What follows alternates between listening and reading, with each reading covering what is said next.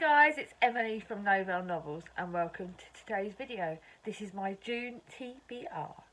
Now, I don't know what's going to be happening in June. Hopefully the children will be going back to school at some point this month, so I might get some more time to read, some less. I've done pretty well considering.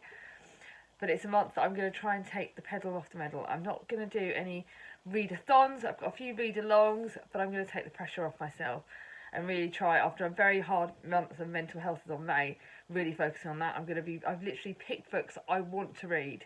Yes, they're very different, but I've picked them, and I am so happy with my books this month. I really am I just can't wait. I love them all. Anyway, should I get on and show you? So I'll start off with the books for the read-along. So, obviously we've got Anne of Green Gables, it's Anne of Ingleside. This is the last one I currently own, so it looks like I'm going to have to go and buy some online. And I've found out that the Anne of Green Gables series are not cheap, even second-hand online at the moment, so I think I might be buying 1 month at a time. Sorry, Chris. That's my first one. Obviously, the good old Harry Potter one. This is the 6th one. I'm nearly done. I'm going to cry. I feel like I can't believe I'm nearly done with this series, and July's the last month of it. The Half-Blood Prince I love, but it is a chunky one. It's, I don't know, about 530 pages, so it's not too long, but it's big and it's emotional, and I know I'm going to cry again, but I'll be starting that one a bit early like I always do. And then the next one is for what the book I've read. It's The Handmaid's Tale. This is also a reread, so I'm looking forward to rereading it and seeing what I take of it the second time. But I've got to support Victoria because I love Victoria, so I can't wait to read this. Although another hard-hitting book this month. So now I go into my buddy reads, and this is where we get exciting again. So the first buddy read, one of my first buddy reads this month is going to be Paper Towns by John Green, and I'm doing that with Chloe. Chloe has read this one I think before, and she wasn't sure about it. We thought this is another John Green. John Green is a bit of a hish-pish author for me. Some books of his I've really loved. Obviously loved Turtles All the Way Down, and I loved the ultimate one that made me cry, and why can I not remember it? But you guys know the one that makes you cry, so I loved that one, and I really am looking forward to reading this one. Oh, Fault in Our Stars. Yes, I love that one. Sorry about this, guys. I told you it's first thing I'm recording. So I'm wondering what this is going to be like. This is Quentin Jacobson has spent a long lifetime loving the magnificent, adventurous Margot Roth Spielman from afar. So when she opens his bedroom window one night and summons him to join her on an ingenious campaign of revenge, he follows. As their all-nighter ends, a new day breaks. Q arrives at school and find that Margot is not. This could be interesting. I'm wondering what it's going to be like. It's not too long. Buddy read it with Chloe, which means I know I'm going to love it. And as you guys can see, we've already tabbed it up. She tabbed it up first, which is brilliant. So, not too heavy, I don't think. Quite YA, but it's going to be one that I'm challenging myself to read because it's had mixed reviews on here. Now, the next buddy read is a translated fiction, because as you guys well know, some translated fictions were on my goals for this year. This is Sophies World by Justine Gardner. Charlie has also lent I'm buddy reading this with my lovely sister Charlie from Charlie Brooke. She's not recorded a video in ages, although I hope she comes back. But she's also lent me another one of this author's book, and I hope to read that soon. But we bought this last year, and me and Charlie were like, when are we going to buddy read it? And she picked to do it this month. So, looking in her mailbox one day, 14-year-old Norwegian schoolgirl Sophie Anson finds 2 surprising pieces of paper. One of them written the questions, who are you, and where does this world come from? This it's interesting. I've not heard too much about it. Charlie has recommended it. We found it in a charity shop, and it's one that she really has been looking forward to reading it. It's quite a chunky book. It is about 400 pages, so it's not too bad, but I got it at a charity shop. I want to read it. I want to say that I've finally done it. And have you guys heard of this? If you have, please let me know in the comments below. I'd love to know what you think. The next one is a buddy read with the gorgeous Simone, Red Queen. This is inspired by Linda. I think she wasn't sure if she liked it or not. This is fantasy, and you guys know that I'm quite new with that. It's also YA, I believe. In a world divided by blood, red or silver, red are the commoners ruled by the silver elite in possession of godlike superpowers. And that's a 17-year-old mare, a red girl from the poverty-stricken stilts. It seems like nothing will change, but Mare possesses a deadly talent of her own, one that threatens to destroy the balance of power.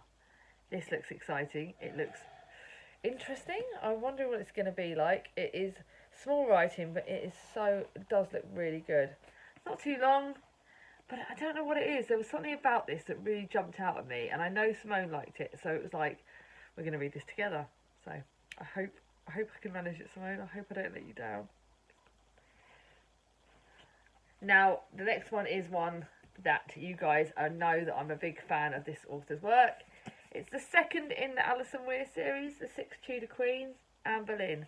Now, you guys know that I used to love Anne Boleyn. Since reading a lot of books about the Tudor Queens, I'm not as big a fan of her, but this is her story. And now I'm not sure with Alison Weir how much this is going to be fiction and how much of it's going to be non-fiction. So, but it does interest me. The books I've read about her recently have made me think a lot more negatively about her. Certainly the way that Philippa Gregory wrote about her, that she was like quite betrayed her sister. That sort of like is something I find quite horrible, because Mary, her sister, was treated quite badly. So I'm wondering what we're going to find out about her. Obviously, she gives birth to Elizabeth, and Elizabeth was one of our best queens and one of the most infamous queens in our history of England, really. But this is Anne Boleyn, as you've never seen her before. I couldn't put it down, but that's a quote by Tracy Borman. And this is like, it's got good reviews. This is the young woman who changed the course of history, and she really did, because it was thanks to her that King Henry VIII decided that this country could divorce, and he fought about divorce, about remarrying. So this is like, she's fresh from the palaces of Burgundy and Anne. Anne draws attention to the Queen's court, embracing the love of the courtly love. And she basically took him from King Henry VIII from his first wife, although his first wife didn't end up giving him a boy, which is another bit of our history. But history tells us how she died and why she died. And this is quite an interesting book. It's one I'm really looking forward to. I'm buddy reading it with Elise from Elise Reads and Speaks. She is a big Tudor fan, and I can't wait to get around to this. Sorry, Thomas in the van. Now, finally, me and Linda, this is my last buddy read of the month, but it's actually one I'm reading quite A Court of Mist and Furies. This was given to me by the lovely Julie from Hungry Bookworm. This is the second in this series. Good was not good, I was nothing, and my soul was damned. I tried to get the tracer's lungs to draw air so I could voice the word no, no. So this is about Freya. I found Reese straightening the lapels. Hello, Freya, darling. So, I don't know. Freya survived Amaranda's clutches to return to Spring's Court in a steep cost. Now she has the powers of the High Fae. Her heart remains human, and it can't forget the terrible deeds that she performed to save Tamlin's people. Nor has Freya forgotten her bargain with Riesland, High Lord of the feared Night Court. As Freya navigates in a dark web of politics and passion and dazzling power, a greater evil looms. Oh my goodness, I'm excited but petrified by this. This is a chunky book. It's over 600 pages. Me and Linda are going to take it gradually, and I'm so excited, but I'm so nervous because I really loved the first in the series, and I'm really, really hoping that I love the second as much. So, fingers crossed, guys. It was controversy because the first one was like, people mixed reviews, and I don't know which one's the best one in the series. So now I'm going to show you the books that I chose for myself. They're not buddy reads, not for read-alongs, just ones that I thought would mix in really well. The first one is, seeing as it's Jane Austen July coming up next month, I wanted to read another Jane Austen book before that, and I want to read the one that everyone voted for me at the end of last year to read next, which was Pride and Prejudice. I recently read The Other Bennet Sister, and that was like a retelling of Pride and Prejudice on one of the other sisters' tales, but this is the actual Pride and Prejudice. It's a Wordsworth classic book. It's not a very long book. I thought like a lot of my classics are quite long, but this is only 300 odd pages. This is Pride and Prejudice, which opens one of the most famous sentences in English literature. Is an ironic novel of manners. Mrs. Bennet, and it's one of her sisters. This is mainly based on Elizabeth and Darcy. Now, obviously, the Bridget Jones's Diary has quotes in this about to do with this book, and it's a book that I've seen a lot of retellings that have been on TV, film versions of this. So it's one I've grown up knowing a lot about, but one I've been scared to touch. But it's one I'm definitely going to be reading, and I can't wait to read this. Now the next one is the third in the series, and my most recent one, Doris Ahoy by our lovely Charlie from Charles Heathcote. You guys know that we love Charlie. He's a great guy, and I'm so looking forward to reading this book. It's the last in the series.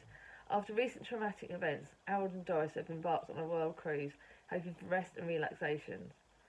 But their plans are thwarted at every turn, and there's a mystery surrounding the identity of Mrs. Veronica Ambrose and dance competition that pits the pair of them against regional champion and tribal guzzler Ken. This is the most recent book in his series. It's only a short book. It's not even 150 pages, but I can't wait to read it. I am going to buy Charlie's next book when he really gets it out. He's just writing it at the moment, and I can't wait. But can't wait to read this. Got to support Charlie. Please, I will, as always, I will link his channel below, and that will be where you'll find the link to buy his books from him, because he deserves all the support you get. So, now, I had to put a thriller in because I want to get all my thrillers read. This is one that I picked up purely because of the name, Sister Sister. One Lost, One Lied. I believe Nicole from A Beautiful Chaos of Books has recently picked this up. And it's from the #1 best-selling author of The Girl Who Lied. Alice, beautiful, kind, liar, manipulative. Claire, intelligent, loyal, paranoid, jealous. Claire thinks Alice is a manipulative liar who's trying to steal her life. Alice thinks Claire is jealous of her long-lost return and place in her family. One of them is telling the truth. This looks scary, but it looks good, and I had to pick a thriller because you guys know obviously I love my sisters. Kind of an irony on this one. Can't wait to read it. Now, one that all I've heard about, it's been in so many of my videos that I wanted to read. It's one of the most legendary books, so when I found this at a charity shop, I had to pick it up, and it is The 13th Tale. A riveting, multi-layered mystery that leaves twists and turns at every weave. Anglefield House, abandoned and forgotten. It was once the imposing home of the March family. Fascinating, manipulative Isabel, Charlie, a brutal and dangerous father, and the world and untamed twins Emmeline and Adeline. And Anglefield House conceals a chilling secret which still resonates. I've heard so much about this book, so I cannot wait to actually read this, and it is one that I'm so excited by. And yeah, not too long, but it's one of the best books that's been around. Now, the next one is a book that my darling Chris bought me recently. I bought it full price, but I waited until it came out in paperback. The Flat Share by Beth O'Leary. You guys know so much about this book. Their friends think they are crazy, but it's perfect illusion. Leo occupies one room of the one-bedroom flat, while Tiffy works at night at the day. She has to run to her place the rest of the time. So they share the same bed, the same place, but they live in it in different times. And when their lives interlink, it's more complicated than you ever expect. Sorry about this, my kids are in this book, yeah. But yeah, this is one of the biggest books, one of the biggest hype books of the time, and one that I'm desperate to read. Thomas. And Charlie's getting it next. So, Thomas, so. Right, and then I've finally got all of the books in this series, so I'm going to start this book at the start. I read one of the last ones last year, and I've got to read this one now. So I'm going to finally start the Woolworth Girls series. It's historical fiction. It's set in 1938. The threat of the war hangs over the country. Sarah Tarkastra is preparing for a new job at Woolworth. Before long, she forms a tight bond with two of her colleagues, glamorous Maisie and shy Frida. The trio couldn't be more different, but as they immediately form a close-knit bond, sharing hopes and dreams for the future. Based on the Woolworth Girls, it is brilliant. It looks amazing. It's historical fiction. It's just what I need right now. And then the last one is the book that my friend's choice, Chloe. I decided that I asked Chloe to look at my shelves, and Chloe reads things and pick a book. She picked The Curious Incident of the Dog in the Night Time. YA. It's murder and mystery novel like no other, and it's detective. It's 15 and he has Asperger's syndrome. He knows a great deal about maths and little about human beings. He loves lists, patterns and truth. He hates colours, yellow and brown, and being touched. And he's never gone further than the end of his road. When he finds the neighbour's dog murdered, he sets out on a terrifying journey which will turn his whole world upside down. Thank you for picking this, Chloe. I bought this on a birthday haul for my birthday when I went out with Chris. Before lockdown happened, and I can't wait to read it. So guys, now this is the time for the infamous TBR jar. Now Simone pointed out that one of these months I did cheat and I didn't read what the jar picked, and I put it back.